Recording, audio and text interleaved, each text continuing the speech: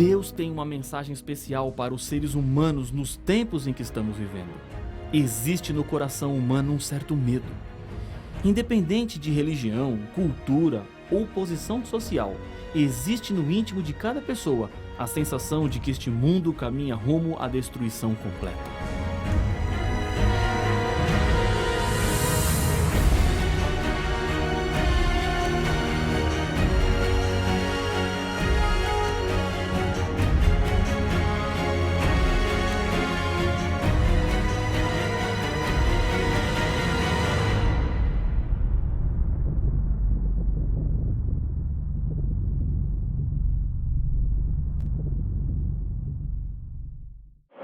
Deus tem uma mensagem especial para os seres humanos nos tempos em que estamos vivendo.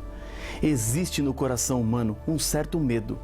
Independente de religião, cultura ou posição social, existe no íntimo de cada pessoa a sensação de que este mundo caminha rumo à destruição completa.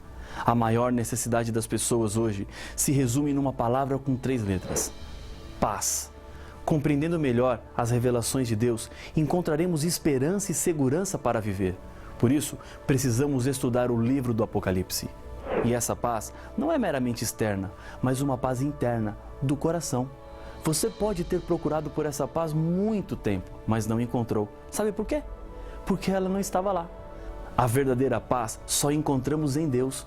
Quando Deus criou os seres humanos, deixou uma parte em cada coração que só pode ser preenchida pelo próprio Deus.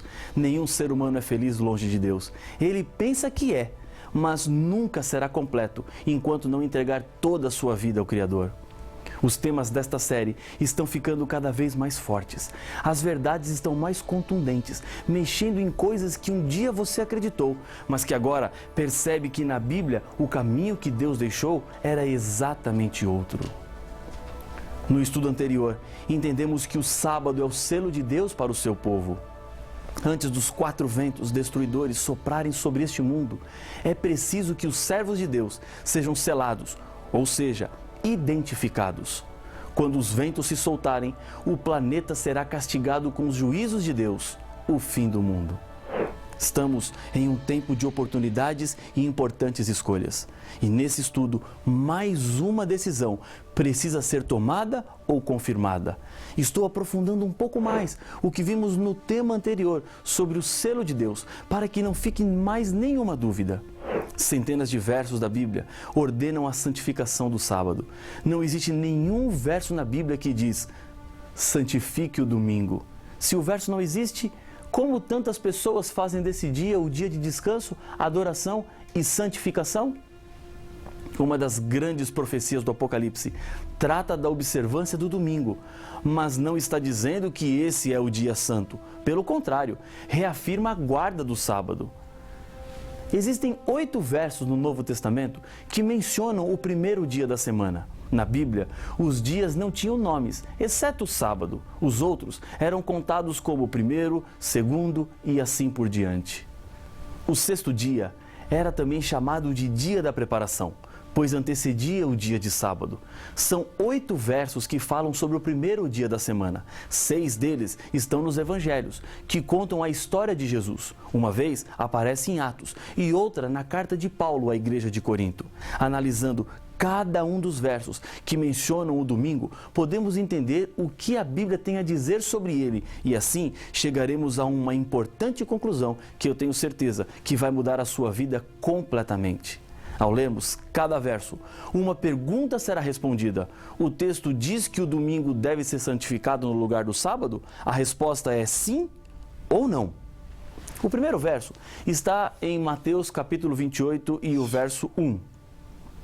No findar do sábado, ao entrar o primeiro dia da semana, Maria Madalena e a outra Maria foram ver o sepulcro. No mesmo contexto da ressurreição, aparece em Marcos capítulo 16, versos 1 e 2, a referência ao primeiro dia da semana. Passado o sábado, Maria Madalena, Maria, mãe de Tiago e Salomé compraram aromas para irem embalsamá-lo. E, muito cedo, no primeiro dia da semana, ao despontar do sol, foram ao túmulo. Contando a mesma história, Lucas apresenta o seguinte: Mas, no primeiro dia da semana, alta madrugada, foram elas ao túmulo, levando os aromas que haviam preparado. Lucas capítulo 24 e o verso 1. O texto diz que o domingo deve ser santificado no lugar do sábado? Não. Os 3 versos não dão nenhuma ideia de mudança. Estão apenas contando o que é que aconteceu quando o sábado acabou e o corpo de Jesus ainda não estava preparado para o sepultamento segundo o costume da época. As mulheres foram até a sepultura e fizeram isso no primeiro dia, pois o que fariam com o corpo de Jesus não era para ser feito no 7º dia, no sábado. O evangelista Lucas não foi discípulo de Jesus. Ele fez apenas uma pesquisa profunda para que as pessoas conhecessem de verdade quem era Jesus. E nesse estudo que fez, ele não encontrou nada dizendo que o domingo era o dia santo. No verso 9 de Marcos capítulo 16, mais uma vez aparece a expressão primeiro dia. Havendo ele ressuscitado de manhã, cedo no primeiro dia da semana, apareceu primeiro a Maria Madalena, da qual expelira 7 demônios.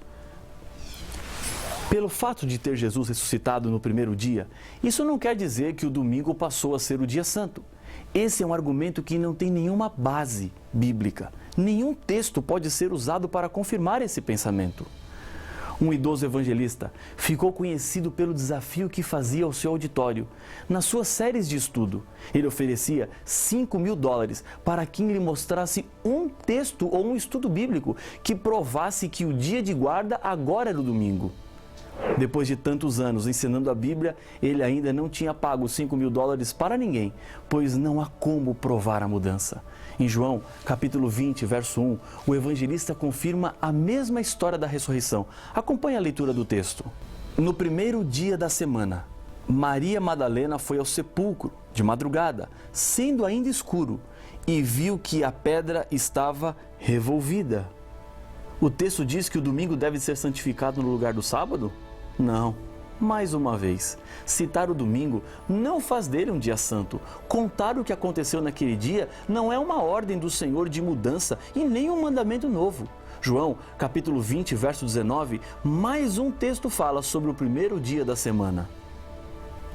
Ao cair da tarde daquele dia, o primeiro da semana, trancadas as portas da casa onde estavam os discípulos, com medo dos judeus, veio Jesus, pôs-se no meio deles e disse-lhes: paz seja convosco.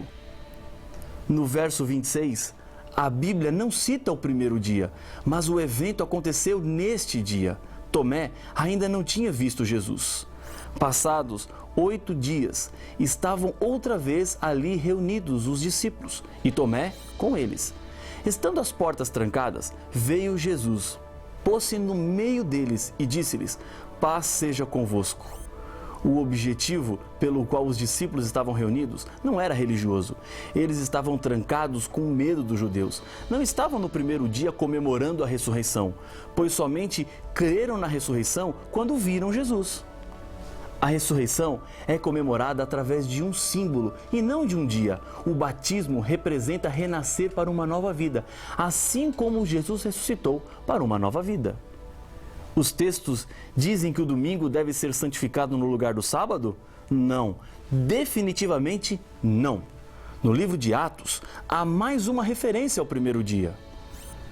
No primeiro dia da semana, estando nós reunidos com o fim de partir o pão, Paulo, que devia seguir viagem no dia imediato, exortava-os, prolongou o discurso até a meia-noite. A razão da reunião acontecer no primeiro dia é que no dia seguinte Paulo seguiria sua viagem. E mais uma coisa importante, não é o ato de reunir-se em um dia que o torna santo. O que faz de um dia santo é o fato de Deus santificá-lo. E a Bíblia nos revela que o único dia que Deus santificou foi o dia de sábado. Paulo também fala do primeiro dia, e essa é a última referência que temos no Novo Testamento. Nada mais é dito. Mas será que agora encontraremos a base para a santidade do domingo no lugar do sábado? Acompanhe o que está escrito em 1 Coríntios, capítulo 16, o verso 2. No primeiro dia da semana, cada um de vós ponha de parte em casa, conforme a sua prosperidade, e vá juntando, para que não se façam coletas quando eu for. O texto diz que o domingo deve ser santificado no lugar do sábado? Não. Nenhum indício de mudança ou pedido de Deus para que o dia seja mudado. Paulo não está falando de reuniões religiosas, mas de algo para ser feito em casa. O separar dessas ofertas era necessário devido a problemas que os cristãos da Judéia estavam enfrentando por causa da fome. Não existe um só versículo que ordene guardar o domingo como o dia santo de repouso. Isso quer dizer que o primeiro dia da semana adquiriu essa ideia pela tradição e não pela palavra do Senhor. Existem centenas de versos em toda a Bíblia que mandam observar o sábado. O decreto mais antigo falando sobre o domingo não é cristão, mas pagão. O decreto foi assinado por Constantino no dia 7 de março de 321. A Bíblia já estava com todos os seus livros escritos, terminados e completos, há mais de 200 anos. Vou lhe fazer uma pergunta e a resposta está na Bíblia. Pode o ser humano mudar um mandamento de Deus de acordo com a sua própria vontade? A resposta é não. Há uma frase popular aqui no Brasil que diz assim: a voz do povo é a voz de Deus. Essa frase não está correta. A voz do povo é sempre a voz do povo e a voz de Deus é sempre a voz de Deus. O povo, em alguns momentos, pode falar de acordo com a voz de Deus, mas isso não é sempre. Deus não fica esperando para saber o que é que o povo pensa para que ele tenha a opinião dele. Jesus deixou bem claro que a lei de Deus não pode ser mudada por nenhum ser humano. Não penseis que vim revogar a lei ou os profetas. Não vim para revogar, vim para cumprir. Porque em verdade vos digo, até que o céu e a terra passem, nenhum i ou um tio jamais passará da lei, até que tudo se cumpra. Evangelho de Mateus, capítulo 5, versos 17 e 18. A vida de Jesus foi uma vida de obediência à lei. Cumprir significa corresponder e não no sentido de terminar. A lei não será mudada até que o céu e a terra passem, e eles ainda não passaram, e então nada mudou na lei. O que era antes da vinda de Jesus a essa terra continua sendo a mesma coisa com relação aos princípios dos 10 mandamentos. Jesus advertiu em Mateus capítulo 15, verso 3. Vós sois o sal da terra. Ora, se o sal vier a ser insípido, como lhe restaurar o sabor? Para nada mais presta, senão para, lançado fora, ser pisado pelos homens. E em Marcos, capítulo 7, verso 7, Jesus diz: e em vão me adoram, ensinando doutrinas que são preceitos de homens. Deus não aprova a lei dos homens colocada no lugar da lei de Deus. Eu sei que aquilo que estou lhe dizendo agora não é algo tão simples. Talvez você viveu sua vida toda pensando diferente. E os seus pais pensavam como você, seus avós, seus tios. O que fazer então? Você está tendo oportunidades que eles provavelmente não tiveram de conhecer mais verdades de Deus. Eu não estou lhe dizendo que você esteve errado a vida toda. Quero lhe dizer que você estava crescendo. Errado é pensar que o que conhecemos em qualquer área da vida é suficiente. A verdade de Deus não tem limites. Cada dia se aprende um pouco mais. Aprender significa crescer. E não tenha medo disso. Jesus está abrindo seus olhos e lhe fazendo ver o plano maior de Deus para a sua vida. As tradições humanas precisam ser quebradas se elas não estão de acordo com a vontade de Deus. De um lado fica o coração e do outro a razão.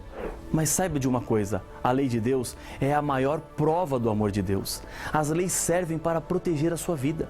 Deus quer que você seja feliz e por isso Ele coloca regras para a vida e o sábado é uma delas. Algum tempo atrás, um senhor me disse que o dia do Senhor no Apocalipse era o domingo. Não existe nenhum texto que diga isso. E o verso que ele me mostrou foi o de Apocalipse 1:10. Achei-me em espírito no dia do Senhor e ouvi por detrás de mim grande voz como de trombeta. Relembrando a nossa pergunta, o texto diz que o domingo deve ser santificado no lugar do sábado? Não. Mas esse dia também não é o domingo. Os pagãos da época de João tinham em seu calendário semanal o dia do Senhor, Deus, o Sol, que era comemorado sempre no primeiro dia da semana. Os cristãos não adoravam ao Deus Sol, por isso é que João, o autor do Apocalipse, estava preso na ilha de Pátimos, sofrendo perseguições. Por essa razão, o profeta João não concordaria em render homenagem ao Deus Sol e nem observaria um dia de culto pagão. Em Marcos, no capítulo 2, verso 28, está escrito: de sorte que o Filho do Homem é Senhor também do sábado. Os textos não deixam dúvidas. O dia do Senhor é o sábado. Na cidade de Corinto, Paulo trabalhou durante 1 ano e meio fazendo tendas, e a Bíblia nos diz o que Paulo fazia a cada sábado. E posto que eram do mesmo ofício, passou a morar com eles e ali trabalhava, pois a profissão deles era fazer tendas, e todos os sábados discorria na sinagoga, persuadindo tanto judeus como gregos. Atos capítulo 18, versos 3 e 4. Nos 78 sábados que Paulo esteve em Corinto, ele dedicou-se à religião. O fato de que os sábados ele pregava para os gregos demonstrava que ele não fazia para contentar aos judeus apenas, mas sim porque esse era o dia de repouso. O sábado foi estabelecido na criação do mundo. Deus criou tudo em 6 dias e no 7º dia Deus estabeleceu um tempo especial. E esse tempo perdurará por toda a história deste mundo e chegará até a vida perfeita e restaurada que um dia teremos com Jesus na eternidade. Isaías, capítulo 66, versos 22 e 23, apresentam o futuro. Acompanhe a leitura do texto. Porque, como os novos céus e a nova terra que hei de fazer estarão diante de mim, diz o Senhor, assim há de estar a vossa posteridade e o vosso nome. E será que de uma festa da lua nova a outra e de um sábado a outro virá toda a carne a adorar perante mim, diz o Senhor. O sábado será tão eterno quanto a eternidade. Na época da escravidão, um escravo chamado José estava sendo leiloado. Entre o grupo dos compradores havia um homem com um semblante muito bondoso que cobria as ofertas que os outros faziam pelo escravo. Cada vez que alguém aumentava, esse senhor aumentava a sua oferta. José começou a lhe dizer: não desperdice o seu dinheiro, eu não vou trabalhar. O homem não ligava para os comentários de José e continuava aumentando a sua oferta. José continuava insistindo: não vale a pena me comprar, eu não vou trabalhar. Finalmente, ninguém mais se animou a pagar por aquele homem. Mas aquele senhor comprou José. Enquanto seguiam na carruagem para casa, com os braços cruzados, dizia: ainda que me mate, eu não vou trabalhar. Chegando à casa do seu novo dono, entraram na sala e o homem foi até uma mesa e começou a escrever em um papel. Assinou e entregou para José. Eu não vou trabalhar, eu não vou, José insistia. José, você sabe ler? Perguntou o seu senhor. Sei, mas eu não vou trabalhar, mesmo que me matem. Bem, disse o senhor, este documento é seu, leia. Com má vontade, José pegou o documento e começou a ler. Seu semblante se transformou. A emoção fez com que lágrimas rolassem pelo seu rosto. Aquele documento o transformava em um homem livre. O Senhor pagou tão caro por mim para me dar a liberdade? Sim, José, agora você é um homem livre. Mais comovido ainda, José disse: Senhor, então trabalharei como voluntário. Peça o que o Senhor quiser, que eu farei. Quando uma pessoa aceita Jesus em sua vida, descobre que ele foi liberto da culpa e da servidão do pecado e, pela graça de Deus, pode agora ter a vida eterna. Recebe das mãos de Deus uma carta de liberdade.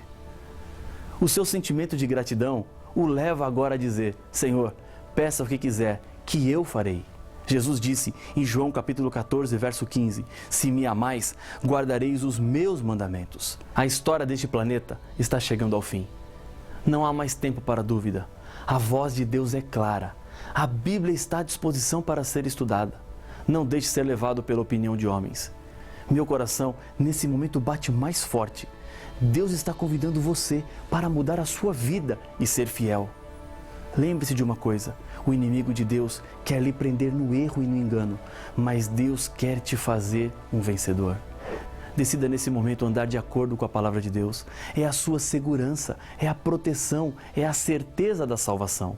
Se esse é o seu desejo, eu gostaria de convidá-lo a orar comigo.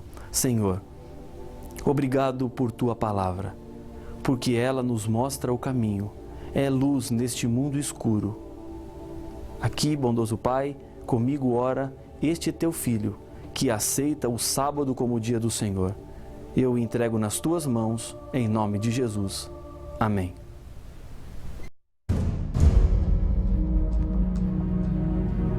A experiência mais trágica que passamos nesta vida, sem dúvida, é a morte. Os anos se passam, a dor diminui, mas a falta nunca mais será preenchida. Outros defendem que existe a reencarnação do espírito em outra pessoa. Mas será que estas opiniões são baseadas na Bíblia? Haverá realmente vida após a morte? Para saber a resposta a estes enigmas, não perca o próximo episódio de Apocalipse, o Fim Revelado.